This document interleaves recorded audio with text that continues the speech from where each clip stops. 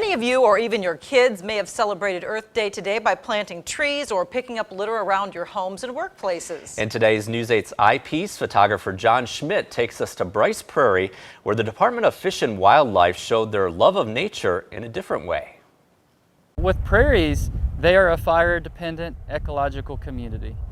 And if the prairie does not burn, it'll fill in, unfortunately out here, probably with invasive trees and brush like honeysuckle and buckthorn. Trees are good, but grasslands are one of the most imperiled ecological communities in the state of Wisconsin. Our native grasslands are probably 99% gone here.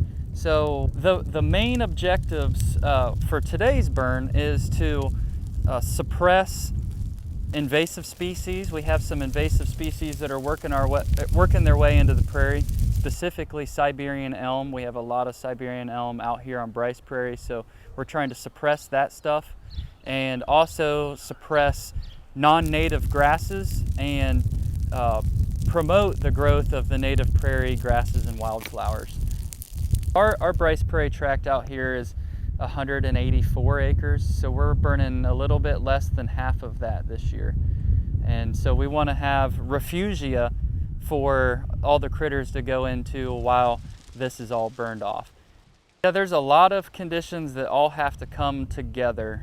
Typically we want the temperature between 40 and 90 degrees, relative humidity between 25 and 55%. We need winds from either the southwest to the south or the southeast. The wind speed needs to be right, so we need to have a little bit of wind but not too much wind. And we need to have atmospheric mixing height of at least 1,500 feet, and then good transport winds of at least 9 miles an hour so that the smoke disperses and we just don't have any issues with smoke and people, because that's the last thing we want to do is negatively impact anybody with smoke out here.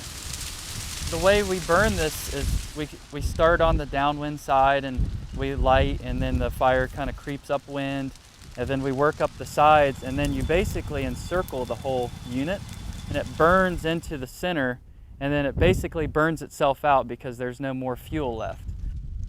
This will be black for a few weeks, and then probably by the end of May it's going to be a beautiful prairie with flowers and grasses that are looking better than it's ever looked. Well, the Department of Fish and Wildlife told us that this is the prime season for controlled burns, and there are many groups performing these burns. So if you do see large plumes of smoke in the grasslands, it may not be as destructive as you think it could be. All right.